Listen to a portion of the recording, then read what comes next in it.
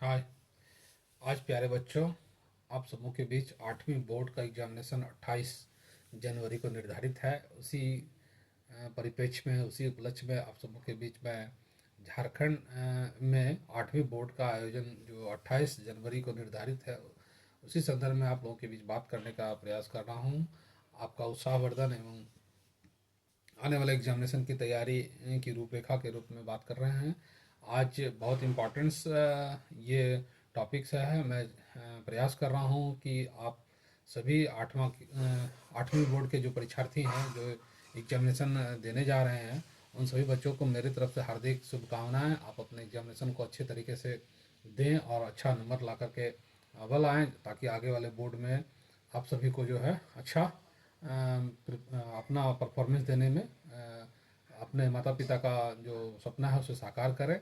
इसी उपलक्ष्य के साथ कुछ इम्पोर्टेंट्स हैं। देखिए, आपको इनक्रेज करने का मेरा मेन मकसद है कि जिन बच्चों का 8 9 10th 11 12th अगर कंप्लीट हो जाता है, अच्छे तरह से वो प्रिपेयर्ड हो जाते हैं, अच्छे मार्क्स से पास कर जाते हैं, तो उन्हें आने वाले भविष्य में फिर कोई कोई समस्या नहीं रह जाती है। विषयगत सब्जेक्ट में कोई समस्या नहीं रह जाती और वो आसानी से जो है आगे का भविष्य क्रैक कर पाते हैं। और जो आयाम वो चुनते हैं, जिस क्षेत्र में जाना चाहते हैं, वो आसानी से अचीव कर पाते हैं। तो इसी संदर्भ में आज आप लोग के बीच बात करने का प्रयास कर रहे हैं। 8वीं बोर्ड के सभी छात्रों को मेरी ओर से शुभकामनाएं। वो अच्छे नंबर लाएं, पास करें। मेरे तरफ से जो मदद होगा मैं आज प्रयास करूंगा कि आपको जो है पॉलिटी से संबंधित जितने भी समाजशास्त्र से जो जो भी प्रश्न आएंगे, पॉलिटी से संबंधित जितने भी प्रश्न ऑब्जेक्टिव टाइप के प्रश्न होंगे, वो आज मैं कंप्लीट करवा दूंगा, ताकि आप सबों को आने वाले समय में उससे पहले रिवीजन हो जाए। तो आज का जो मेरा टॉपिक से 8वां बोर्ड जो 28 तारीख को होने वाला है, 28 जनवरी को, उसमें से आपको मुख्यतः दो पेपर का एग्जामिनेशन है, पेपर 1 और पेपर 2। थोड़ा सा जो एग्जामिनेशन 8 तारीख को 28 तक होने वाली है, उसके बारे में रिगार्डिंग आपको थोड़ा सा इन्फॉर्मेटिव वीडियो है, इन्फॉर्मेशन देने का प्रयास किया जा रहा है।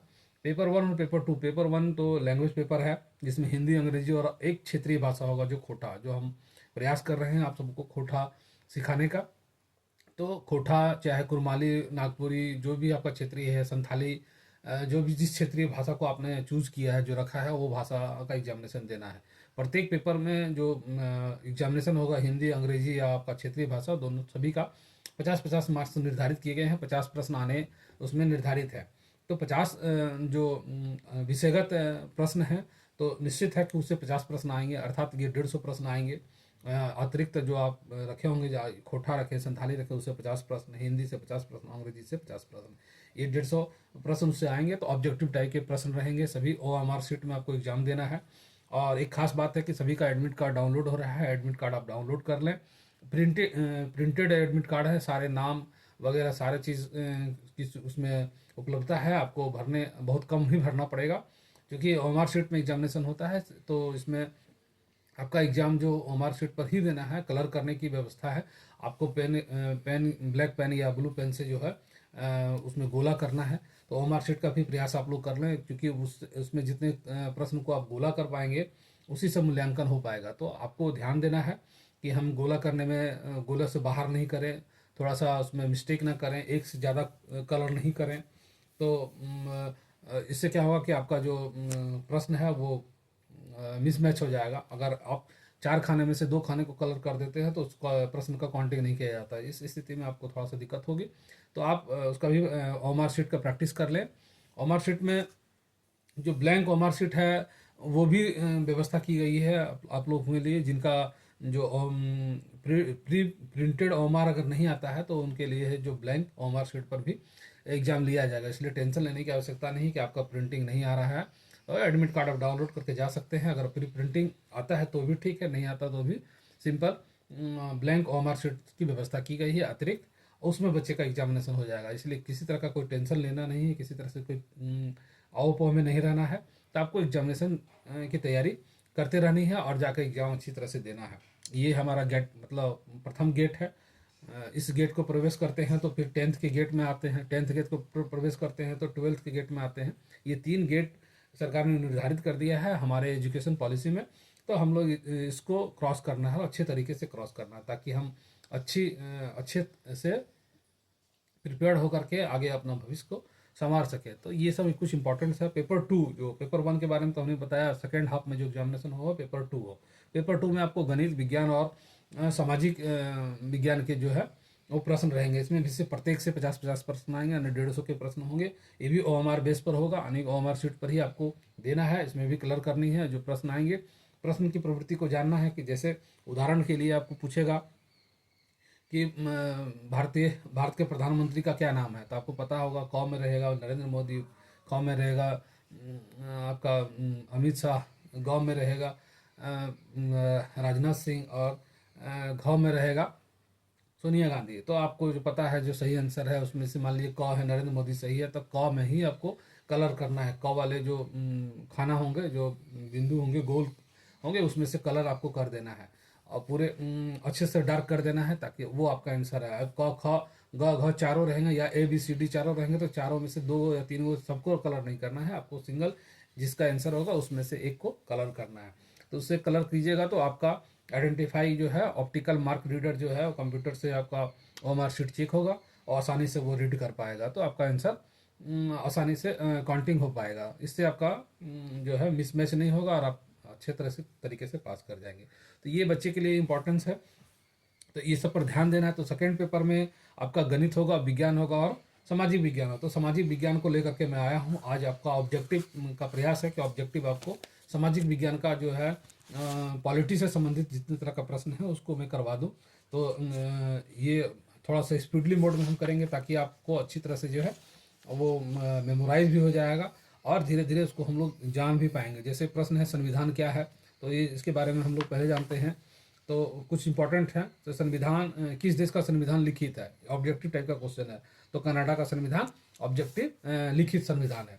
लिखित, भारत का संविधान लिखित संविधान है। ये सब हम लोग को जानना है। किस देश का संविधान लिखित है, तो भारत का, अमेरिका का, स्विट्जरलैंड का, जर्मनी का, कनाडा का, फ्रांस का, ये इनका संविधान जो है लिखित है। अलिखित संविधान किनका है, तो अलिखित संविधान ब्रिटेन का है, सऊदी अरब का है और न्यूजीलैंड का है। ये 3 जो देश हैं उनका अलिखित संविधान है, जिनका कोई लिखा हुआ संविधान नहीं है, मौखिक संविधान है। तो लिखित संविधान में आपका निश्चित है Bharat, America, Switzerland, Germany, Canada और फ्रांस, ये याद रखना है आपको। अलिखित संविधान में सऊदी अरब, ब्रिटेन और न्यूजीलैंड, ये 3 का आपको याद रखना है कि इनका संविधान जो है अलिखित है। उसी तरह से प्रश्न है उत्पत्ति के आधार पर संविधान का कौन सा प्रकार शामिल है, तो उत्पत्ति के आधार पर संविधान का निर्मित संविधान शामिल है। लचीला संविधान किसे कहते हैं, जिस संविधान का संशोधन करना आसान होता है उसे लचीला संविधान कहते हैं। ये हमारा संविधान से टॉपिक्स बहुत सारे प्रश्न हैं जिसको हम लोग को जानने की आवश्यकता है। इसी तरह से आगे हम लोग जानेंगे और भी संविधान की विशेषता क्या है। तो संविधान की विशेषता में हम लोग सबसे जानेंगे कि लिखित और निर्मित संविधान है, विश्व का सबसे बड़ा संविधान है, संविधान की प्रस्तावना है, भारतीय संविधान में विभिन्न संविधानों का समावेश है, ये सब उनमें विशेषता है। कठोर और लचीला संविधान है, संपूर्ण प्रभु संपन्न राज्य है, लोकतांत्रिक गणराज्य है और सरकार का संसदीय स्वरूप है, सार्वभौम व्यवस्था मताधिकार है, एकीकृत न्याय व्यवस्था है, धर्मनिरपेक्ष राज्य है और त्रिस्तरीय सरकार है, मौलिक अधिकार और कर्तव्य का समावेश है। ये सब उसके विशेषता है, संविधान की विशेषता है। इसे कोई भी आपको टॉपिक उठा करके दे दिया जाएगा तो आप लोग उसको जानना है। विश्व का सबसे बड़ा और अलिखित पुराना संविधान किस देश का है, तो सबसे अलिखित संविधान पूछा है, जिसका लिखा हुआ संविधान नहीं है। तो विश्व का सबसे बड़ा और अलिखित संविधान ब्रिटेन का है। सबसे छोटा लिखित संविधान किस देश का है, लिखा हुआ संविधान सबसे छोटा किसका है, तो अमेरिका का है। अमेरिका का मात्र केवल 7 अनुच्छेद है। भारत में सबसे पहले संविधान का विचार किसने दिया, तो मानवेंद्र नाथ राय ने दिया था। मानवेंद्र नाथ रॉय ने सबसे पहले संविधान का विचार दिया था। उन्होंने बताया कि संविधान होना चाहिए। भारत में सर्वप्रथम संविधान की मांग करने वाला दल कौन था, सबसे पहला जो राजनीतिक दल थे उन्होंने सबसे पहले संविधान की मांग किसने की, तो स्वराज दल ने संविधान की मांग की। भारत में सर्वप्रथम संविधान की मांग करने वाला व्यक्ति कौन था, तो मोतीलाल नेहरू था। ये इंपॉर्टेंट है। भारतीय संविधान को जनता तक लाने का श्रेय किसको दिया जाता है, पंडित जवाहरलाल नेहरू को दिया जाता है। भारतीय संविधान का जनक किसे कहा जाता है, तो भीमराव अंबेडकर को भारतीय संविधान का जनक कहा जाता है। और उसी तरह भारत के संविधान में बनने में कितने समय लगे, 2 वर्ष 11 महीना और 18 दिन। संविधान की कुंजी किसे कहा जाता है, तो प्रस्तावना को संविधान की कुंजी कहा जाता है। भारत में किस प्रकार की शासन प्रणाली अपनाई गई है, तो भारत में संसदीय शासन प्रणाली अपनाई गई है। इस तरह से फास्टली मोड में हम लोग इसको कंप्लीट करने का प्रयास करेंगे। और आगे हम लोग जानते हैं कि संघ सूची में कौन कौन से आते हैं, बैंकिंग आता है, रेलवे आता है, डाक और तार, वायुसेना, बंदरगाह, विदेशी व्यापार और मुद्रा, ये संघ सूची के विषय हैं। राज्य सूची में कौन कौन से आते हैं, कृषि, पुलिस, जेल खाना, स्थानीय शासन, सार्वजनिक स्वास्थ्य, भूमि, शराब वाणिज्य, व्यापार और पशुपालन ये राज्य सूची के अंतर्गत आते हैं। समवर्ती सूची में कौन कौन आता है?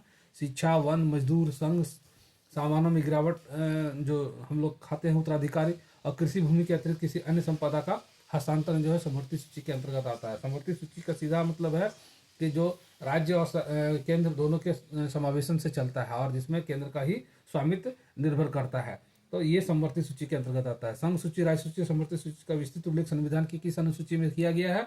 तो 7वीं अनुसूची में किया गया है। भारतीय संविधान में राज्य की शक्तियों कार्य किस प्रकार का विभाजित किए गए हैं? 3 सूचियों में विभाजित किए गए हैं। कौन कौन? संघ सूची, राज्य सूची और समवर्ती सूची। भारतीय संविधान में अवशिष्ट अधिकार किसके पास है? अवशिष्ट अधिकार केंद्र के पास है। भारतीय संविधान में अवशिष्ट जो विशेष अधिकार है वो केंद्र के पास है। कौन सा कथन भारतीय संविधान में विशेष शक्तियां राज्यों को प्रदान की गई है, लेकिन मुख्यतः जो है वो केंद्र के पास रहता है। समवर्ती सूची में लिए गए विषयों पर अधिनियम बनाने का अधिकार किसके पास है? समवर्ती सूची में यदि कोई अधिनियम बनता है तो उसका जो है राज्य और संघ दोनों के पास है, लेकिन संघ का मान्य होगा। यदि समवर्ती सूची के किसी विषय पर राज्य विधानमंडल द्वारा निर्मित अधिनियम उसी पर संसदीय अधिनियम परस्पर विरोधी हो तो संसदीय अधिनियम मान्य होगा, जबकि राज्य अधिनियम मान्य नहीं होगा। यही चीज बात करने का प्रयास किया जा रहा है। तो ये सब इंपॉर्टेंट है। भारत में किस प्रकार की शासन प्रणाली अपनाई गई है? भारत में संसदनात्मक शासन प्रणाली अपनाई गई। संसद मतलब 3 है, राष्ट्रपति, राज्यसभा, लोकसभा, ये तीनों मिलकर के संसद का निर्माण करते हैं। तो ये संसदीय प्रणाली अपनाई गई है। संसदीय कार्यप्रणाली के राज्य का प्रधान कौन होता है? तो राज्य का प्रधान राष्ट्रपति होता है। संसदीय प्रणाली में, संसदीय कार्यपालिका में राज्य का प्रधान राष्ट्रपति होता है। भारत के संसदीय शासन प्रणाली में वास्तविक कौन होता है? तो प्रधानमंत्री। संसदीय कार्यप्रणाली का वास्तविक प्रधान प्रधानमंत्री होता है। कार्यपालिका की शक्ति किसमें निहित है? तो राष्ट्रपति में निहित है। कार्यपालिका की शक्ति राष्ट्रपति में निहित है। प्रधानमंत्री बहुमत दल का नेता होता है लोकसभा का। लोकसभा का प्रधानमंत्री बहुमत दल का नेता होता है। राज्यसभा का विधानसभा का, राज्यसभा का नहीं, विधानसभा का वहाँ के मुख्यमंत्री होते हैं। ठीक है। नाम मात्र वास्तविक, भारत में सरकार का संसदीय स्वरूप की विशेषता क्या क्या है? वो है नाम मात्र का वास्तविक अधिकारी, बहुमत दल का शासन, विधायिका के प्रति कार्यपालिका का सामूहिक जिम्मेदारी, विधायिका में मंत्रियों की सदस्यता, प्रधानमंत्री का मुख्यमंत्री का नेतृत्व और निचले सदन का विघटन। ये सब इंपॉर्टेंट्स है जो हम बताने का प्रयास कर रहे हैं। आप लोगों के लिए बहुत इंपॉर्टेंट ऑब्जेक्टिव टाइप के प्रश्न आएंगे, तो ये सब आपको जानने की आवश्यकता है। सरकार के कितने अंग हैं? सरकार के 3 अंग हैं। कौन कौन? सरकार के 3 अंग हैं। सरकार के तीनों अंग। उच्चतम न्यायालय के न्यायाधीशों की नियुक्ति कौन करता है? तो राष्ट्रपति करता है। झारखंड उच्च न्यायालय की स्थापना कब हुई? 2000 ईस्वी में। झारखंड उच्च न्यायालय के प्रथम मुख्य न्यायाधीश कौन थे? विनोद कुमार। सर्वोच्च न्यायालय का गठन संबंधी प्रावधान संविधान के किस अनुच्छेद में किया गया है? अनुच्छेद 124 में सर्वोच्च न्यायालय का प्रावधान किया गया है। मौलिक अधिकार क्या है? मौलिक अधिकार जो हमारे हैं, समानता का अधिकार, स्वतंत्रता का अधिकार और शोषण के विरुद्ध अधिकार और धार्मिक स्वतंत्रता का अधिकार, सांस्कृतिक व शैक्षिक अधिकार और संवैधानिक उपचारों का अधिकार। 6 प्रकार के मौलिक अधिकार दिए गए हैं। कुछ मौलिक कर्तव्य दिए हैं जो हमें करना है, जिसका उल्लेख 1976 के 42वां संविधान संशोधन के अधिनियम के द्वारा 4 क को जोड़कर मूल कर्तव्य को जोड़ा गया है। जो जैसे शिक्षा का अधिकार, शिक्षा का अधिकार जो है वो मूल अधिकार है और शिक्षा का अधिकार विधेयक को संसद ने 4 अगस्त 2009 को मंजूरी प्रदान की और 1 अप्रैल 2010 से शिक्षा का अधिकार कानून लागू हो गया। इसके द्वारा राज्य को यह कर्तव्य सौंपा गया कि वह 6 से 14 वर्ष के आयु के सभी बच्चों को निःशुल्क अनिवार्य शिक्षा प्रदान करेगा। संविधान के किस भाग में मौलिक अधिकारों का वर्णन किया गया है? मौलिक अधिकार का वर्णन भाग 3 में किया गया। मौलिक अधिकार का वर्णन भाग 3 में किया गया। भारतीय संविधान में कितने मौलिक अधिकार दिए गए हैं? भारतीय संविधान में 6 मौलिक अधिकार दिए गए हैं। भारतीय संविधान कितने मौलिक अधिकार दिए गए थे? प्रारंभ में संविधान में मूल जो है 7 मौलिक अधिकार दिए गए थे, परंतु संपत्ति का अधिकार को उससे हटा दिया गया। अभी मूलतः 6 मौलिक अधिकार हैं। 44वें संविधान संशोधन में मौलिक अधिकार को हटा दिया गया। किसको? संपत्ति के अधिकार को हटा दिया गया। का 44वां संविधान संशोधन करके 7वां जो है संपत्ति के अधिकार को हटा दिया गया। यदि किसी व्यक्ति को संविधान द्वारा प्राप्त मौलिक अधिकार का हनन हो रहा है तो उसे क्या करना चाहिए? उसे न्यायालय के शरण में जाना चाहिए। किसी भी व्यक्ति का मौलिक अधिकार का हनन हो रहा है तो वो न्यायालय के शरण में जा सकता है और न्यायालय जो है उसका संरक्षण करती है। इसी प्रकार शिक्षा का अधिकार अधिनियम कब लागू हुआ? 1 मई 2010 से पूरे देश में लागू हुआ। वर्तमान में मौलिक कर्तव्यों की संख्या कितनी है? मौलिक कर्तव्य की संख्या 11 है। पहले जो था वो 10 था, लेकिन उसे अब बढ़ा करके 11 कर दिया गया है। किस संशोधन के तहत मौलिक कर्तव्य को संविधान में जोड़ा गया? 42वें संविधान संशोधन के तहत मौलिक कर्तव्य को जोड़ा गया है। शिक्षा के अधिकार के तहत कितने वर्ष के बच्चों को अनिवार्य जो निःशुल्क शिक्षा की व्यवस्था की गई है? 6 से 14 वर्ष की आयु के बच्चे की निःशुल्क शिक्षा की व्यवस्था की गई है। संविधान के स्वतंत्रता का अधिकार का वर्णन किस अनुच्छेद में किया गया है? यह अनुच्छेद 19 से 22 में स्वतंत्रता का अधिकार का वर्णन किया गया है, जो हमारा मूल अधिकार है। इसके अलावा कुछ और हम लोग जानते हैं, है ना। संविधान कब लागू हुआ? संविधान 26 जनवरी 2050 को लागू हुआ। अभी आने वाले 26 जनवरी को हम लोग गणतंत्र दिवस के रूप में मनाते हैं। नियम और कानूनों के संग्रह को क्या कहा जाता है? नियम और कानून के संग्रह को संविधान कहा जाता है। नियम और कानून के संग्रह को संविधान कहा जाता है। किसी देश का नाम बताया जिनका संविधान लिखित है? भारत का संविधान लिखित है, हमने इसको पहले ही बताया। ऐसा संविधान जिसमें संशोधन करने में कठिनाई हो उसे कठोर संविधान कहते हैं। ऐसा संविधान जिसमें संशोधन करने में आसानी हो लचीला संविधान कहते हैं। भारत में सर्वप्रथम संविधान की मांग करने वाला दल स्वराज दल था। संविधान को जनता तक लाने का श्रेय पंडित जवाहरलाल नेहरू को है। भारत में संघीय शासन व्यवस्था अपनाई गई है। संघवाद से तात्पर्य देश में एक से ज्यादा स्तर की सरकारें कार्य करती है। संघवाद का मतलब सीधा है इस देश में एक से ज्यादा सरकारें कार्य करती है। भारत में त्रिस्तरीय सरकार केंद्र राज्य और स्थानीय स्तर पर कार्य करते हैं। त्रिस्तरीय सरकार है, केंद्र में है, राज्य में है और स्थानीय स्तर पर मुखिया है और स्थानीय स्तर के सरकार हैं। और राज्य जो है विधानमंडल के अंतर्गत, विधानसभा के अंतर्गत आता है, जो मुख्यमंत्री बनते हैं, राज्यपाल वगैरह आते हैं इसके अंदर। केंद्र में प्रधानमंत्री और उनके जो मंत्रिमंडल होते हैं वो आते हैं। तो भारत में संसदीय शासन प्रणाली अपनाई गई है। सरकार के 3 अंग है, कार्यपालिका, विधायिका और न्यायपालिका। 3 अंग है, कार्यपालिका, विधायिका और न्यायपालिका। उच्चतम उच्च न्यायालय के न्यायाधीशों की नियुक्ति राष्ट्रपति करता है। झारखंड उच्च न्यायालय की स्थापना 15 नवंबर 2000 ईस्वी को की गई। झारखंड उच्च न्यायालय देश का 21वां उच्च न्यायालय है। झारखंड का जो उच्च न्यायालय है देश का 21वां उच्च न्यायालय है। और संविधान के द्वारा नागरिकों को कुछ अधिकार दिए गए जिसे मौलिक अधिकार कहते हैं। भारतीय संविधान में 6 मौलिक अधिकार, 11 मौलिक कर्तव्य का वर्णन किया गया। संविधान के प्रस्तावना 1976 में पंथ निरपेक्ष शब्द जोड़ा गया है। अलिखित संविधान वाले किस देश के नाम बताएं? अलिखित संविधान ब्रिटेन, और ब्रिटेन का संविधान अलिखित संविधान है। कठोर संविधान किसे कहते हैं? तो पढ़ के हम बताएं, पहले ही आपको बता दिए। कठोर संविधान जिस संविधान संशोधन करने में कठिनाई हो उसे कठोर संविधान कहते हैं। उत्पत्ति के आधार पर संविधान के प्रकार। उत्पत्ति के आधार पर संविधान के 2 प्रकार हैं, विकसित संविधान और निर्मित संविधान। लिखित संविधान किसे कहते हैं? नियमों और कानून का ऐसा संग्रह जो लिखित अवस्था में हो तो उसे लिखित संविधान कहते हैं। धर्मनिरपेक्ष सरकार के कितने अंग हैं? विधायिका, कार्यपालिका और न्यायपालिका। सरकार के 3 अंग हैं, विधायिका, कार्यपालिका और न्यायपालिका। अवशिष्ट विधि निर्माण का अधिकार केंद्र को प्राप्त है। आगे बढ़ते हैं, स्पीडली मोड पर चलेंगे तभी आपको ये आज कंप्लीट हो पाएगा। तो भारतीय संविधान की प्रस्तावना क्या है? एक प्राकथन है या परिचय। भारतीय संविधान की जो प्रस्तावना है, हम भारत के लोग, वो एक कथन है, एक प्राकथन है और यह संविधान का परिचय है। भारतीय संविधान ने प्रस्तावना का विचार लिया है, किससे लिया है? तो अमेरिका संविधान से लिया गया है। भारतीय संविधान ने प्रस्तावना का जो लिया गया है वो अमेरिका के संविधान से लिया गया है। निम्नलिखित शब्द में से किसी एक का भारतीय संविधान की प्रस्तावना में प्रयोग किया गया है। न्याय, स्वतंत्रता, समानता और बंधुत्व का वर्णन किया गया। क्या क्या? न्याय, स्वतंत्रता, समानता और बंधुत्व का वर्णन प्रस्तावना में किया गया है। कौन सा एक सही नहीं है? भारतीय संविधान की प्रस्तावना को कानूनी मान्यता। देखिए, भारतीय संविधान को कानूनी मान्यता प्राप्त कानूनी मान्यता है, ये गलत है। बाकी भारतीय संविधान प्रस्तावना जो है संविधान का अंग है। भारतीय संविधान की प्रस्तावना को कानूनी मान्यता नहीं है। और ये सब इंपॉर्टेंट्स है भारतीय संविधान के बारे में। 42वां संविधान संशोधन द्वारा निम्नलिखित शब्दों में से किस एक को भारतीय संविधान की प्रस्तावना में जोड़ा गया है? भारतीय समाजवादी धर्मनिरपेक्ष को जो है भारतीय संविधान की प्रस्तावना में 42वां संविधान संशोधन करके जोड़ा गया है। समाजवादी और पंथ धर्मनिरपेक्ष को जोड़ा गया है 42वां संविधान संशोधन के तहत।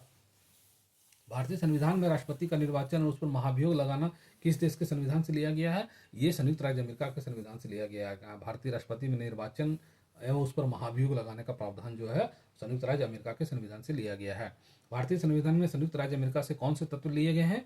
वो लिए गए हैं न्यायपालिका की स्वतंत्रता, राष्ट्रपति का निर्वाचन और मौलिक अधिकार। ये सभी भारतीय संविधान में संयुक्त राज्य अमेरिका से लिए गए हैं। भारत के संविधान में आयरलैंड से क्या क्या लिया गया है? आयरलैंड का जो संविधान है उससे कॉपी किया गया है, उनसे लिया गया है। नीति निर्देशक तत्व, आपातकाल की उपबंध, राष्ट्रपति के निर्वाचन मंडल की व्यवस्था, ये सब आयरलैंड के संविधान से लिए गए हैं। और कहाँ से लिए गए हैं ये हम लोग को देखते हैं। वित्तीय आपात कहाँ से लिया गया है? वित्तीय आपात संयुक्त राज्य अमेरिका से लिया गया है। संसदीय शासन प्रणाली कहाँ से लिया गया है? इंग्लैंड से संसदीय शासन प्रणाली ली गई है।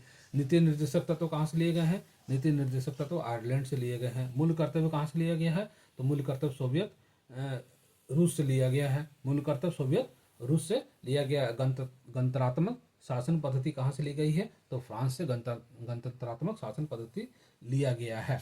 ये सब कुछ इंपॉर्टेंट्स है जिसे हमें जानने की आवश्यकता है। ये सब हम लोग जान के जाएंगे तो हमारा निश्चित ही होगा। संप्रभुता का तात्पर्य क्या होता है? संप्रभुता का तात्पर्य होता है सर्वव्यापकता, मौलिकता और अस्थायित्व। ये तीनों संप्रभुता का तात्पर्य है। भारतीय संविधान के किस संशोधन में समाजवादी और धर्मनिरपेक्ष शब्द जोड़े गए हैं? वो 42वां संविधान संशोधन द्वारा इसे जोड़ा गया है। गणराज्य शब्द की उत्पत्ति किस देश से हुई है? गणराज्य शब्द की उत्पत्ति जो है वो फ्रांस की देन है। फ्रांस से इसकी उत्पत्ति हुई है। गणराज्य शब्द की उत्पत्ति जो है फ्रांस से इसकी देन है। ये सब इंपॉर्टेंट है जो आपके एग्जामिनेशन, आने वाले एग्जामिनेशन के लिए बहुत ही इंपॉर्टेंट होगा। इसको आपको याद रखना है और इसको अच्छा सा जानने का प्रयास करें। अस्पृश्यता का आचरणकर्ता, अस्पृश्यता मतलब किसी को छूत जो है, अस्पृश्यता का आचरणकर्ता को 500 जुर्माना अथवा 6 महीने की कैद का प्रावधान है। यह प्रावधान भारतीय संसद अधिनियम में कब जोड़ा गया है? यह प्रावधान 1955 में जोड़ा गया है कि अस्पृश्यता का आचरणकर्ता को, जो छुआछूत का जो काम करता है, उसको 500 रुपये जुर्माना और 6 महीने का कैद का प्रावधान किया गया 1955 ईस्वी में। मौलिक अधिकार संविधान के किस भाग में वर्णित है? तो भाग 3 में वर्णित है। भारतीय संविधान का भाग 5 का संबंध है किससे? तो मूल कर्तव्य से संबंधित है। 51 क किससे संबंधित है? मूल कर्तव्य से संबंधित है। मूल अधिकारों को सर्वप्रथम किस देश में संवैधानिक मान्यता प्रदान की गई है? सर्वप्रथम संयुक्त राज्य अमेरिका में संवैधानिक मान्यता प्रदान की गई है मूल अधिकार का। भारतीय नागरिकों के मौलिक अधिकारों का वर्णन किसमें किया गया है? संविधान के अनुच्छेद 12 से 35 तक जो है मौलिक अधिकारों का, मूल अधिकारों का वर्णन किया गया है। डॉक्टर भीमराव अंबेडकर ने भारतीय संविधान के किस भाग को सर्वाधिक अलौकिक भाग बताया? तो भाग 4 को सर्वाधिक अलौकिक भाग बताया है। और किसने? भीमराव अंबेडकर ने। मूल अधिकार मूल कहलाते हैं क्योंकि वह संयुक्त राष्ट्र मानवाधिकार घोषणा पत्र के अनुरूप है, इसलिए इसे मूल कहा जाता है। भारतीय संविधान द्वारा भारतीय नागरिकों को कुल कितने मौलिक अधिकार प्रदान किए गए हैं?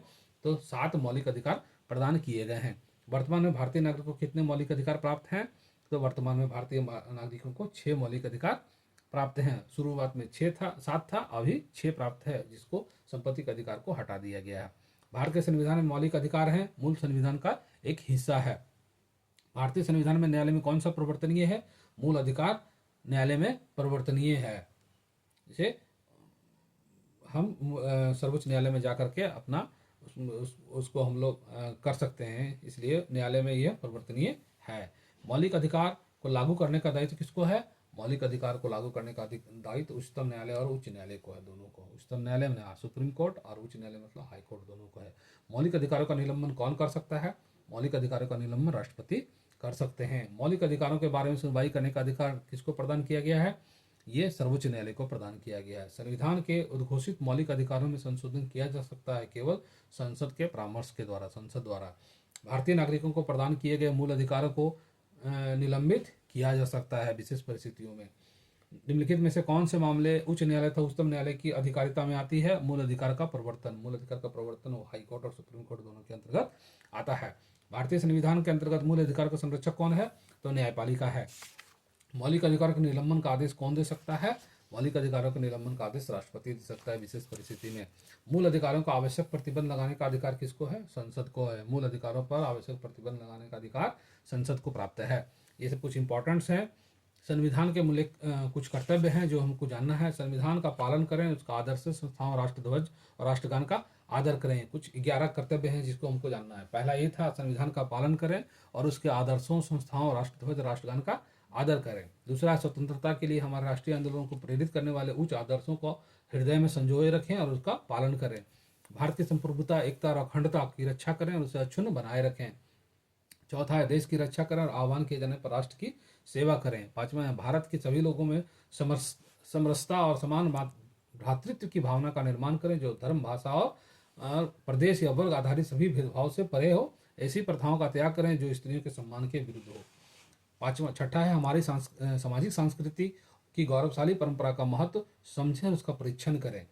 सातवां है, प्राकृतिक पर्यावरण, उसके अंतर्गत वन, झील, नदी और वन्य जीव और उनकी रक्षा करें और संवर्धन करें तथा प्राणी मात्र के प्रति दया भाव रखें। आठवां है, वैज्ञानिक दृष्टिकोण, मानववाद, ज्ञान अर्जन तथा सुधार की भावना का विकास करें।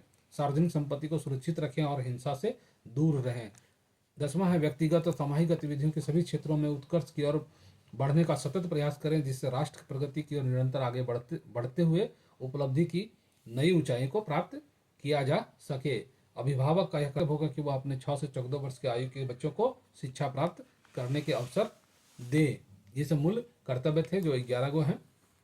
भारतीय संविधान में नागरिकों के मौलिक कर्तव्य सम्मिलित नहीं है। क्या क्या नहीं सम्मिलित? सार्वजनिक संपत्ति को बर्बाद करना ये सम्मिलित नहीं है। भारत के संविधान के अनुसार भारतीय नागरिकों को मूल कर्तव्य निम्नलिखित में क्या है? मूल कर्तव्य है सभी राष्ट्रगान, ध्वज आदि का सम्मान, संविधान का पालन करें, राष्ट्रीय और सांस्कृतिक विरासत का संरक्षण और परिरक्षण करें। भारतीय संविधान के किस अनुच्छेद में भारतीय नागरिकों को मूल कर्तव्य शामिल किया गया है? 51 क में शामिल किया गया है। ये सब इंपॉर्टेंट्स हैं। भारतीय संविधान में मूल कर्तव्य को शामिल करने का विचार किस देश के संविधान से लिया गया है? ये पूर्व सोवियत संघ के संविधान से लिया गया है। इनमें से कौन सी एक समिति ने नागरिकों के मूल कर्तव्य को 1976 में सम्मिलित करने की अनुशंसा की थी? तो स्वर्ण सिंह समिति ने इसको सम्मिलित करने की अनुशंसा की थी। 1976 में स्वर्ण सिंह समिति की अनुशंसा पर मूल कर्तव्य को जोड़ा गया है। निम्नलिखित में से किस वर्ष संविधान के मूल कर्तव्यों का अंतर स्थापित किया गया? तो 1976 में। मौलिक कर्तव्यों को निर्धारित किया गया है 42वां संविधान संशोधन के द्वारा। 42वें संविधान संशोधन के 10 आचार आदर्शों को किस नाम से जाना जाता है? मौलिक कर्तव्य के नाम से जाना जाता है। अब इसको 11 बना दिया। 1976 के 42वां संविधान संशोधन में नागरिकों के कितने मौलिक कर्तव्य निश्चित किए गए थे? 10। भारतीय संविधान के मूल कर्तव्य कब समाविष्ट किए गए हैं? 1976 में। संविधान के किस भाग में मूल कर्तव्यों को के अध्यायों को जोड़ा गया है? भाग 4 क में जोड़ा गया है। भारतीय संविधान में मौलिक कर्तव्यों की सूची निम्नलिखित में किस भाग के रूप में जोड़ी गई है? 4 के रूप में जोड़ी गई है। भाग 4। भारत के संविधान के किस अनुच्छेद में मौलिक कर्तव्यों की चर्चा की गई है? अनुच्छेद 51A में मौलिक कर्तव्यों की चर्चा की गई है। अब आगे हम लोग देखते हैं आगे का प्रश्न क्या बनता है। विश्व का सबसे बड़ा लोकतंत्र कौन है? तो विश्व का सबसे बड़ा लोकतंत्र भारत है। भारत में कौन सी शासन पद्धति अपनाई गई है? संसदनात्मक शासन पद्धति अपनाई गई है। भारत में संसदीय शासन व्यवस्था किस देश से ली गई है? तो संसदीय शासन व्यवस्था इंग्लैंड से ली गई है। भारतीय राष्ट्रीय कांग्रेस की स्थापना कब हुई? 1885 ईस्वी में। किस शासन पद्धति में राज्य का प्रधान एवं शासन का प्रधान एक ही व्यक्ति होता है? वो संसदीय शासन पद्धति में, अध्यक्षीय शासन पद्धति में, सॉरी। किस शासन पद्धति में राज्य का प्रधान और शासन का प्रधान एक ही व्यक्ति होता है? दोनों का, राज्य का और केंद्र दोनों का प्रधान होता है। वो अध्यक्षीय शासन व्यवस्था में दोनों का प्रधान सेम होता है। किस शासन पद्धति में सरकार राज्य का प्रधान अलग होता है? संसदीय राज्य पद्धति में केंद्र राज्य का दोनों का शासन पद्धति अलग अलग होता है। तो कुछ इंपॉर्टेंट्स ये सब थे जिसको हमें जानने की आवश्यकता है, और वाइब्रेंट मोड में हम लोग इसका रिवीजन करेंगे। संसद के कितने अंग हैं? संसद के 3 अंग हैं। संसद के 3 अंग हैं। लोकसभा के अधिकतम निर्वाचन सदस्यों की संख्या कितनी हो सकती है? 550 हो सकती है। लोकसभा में कितने सदस्य मनोनीत किए जाते हैं? 2 सदस्य मनोनीत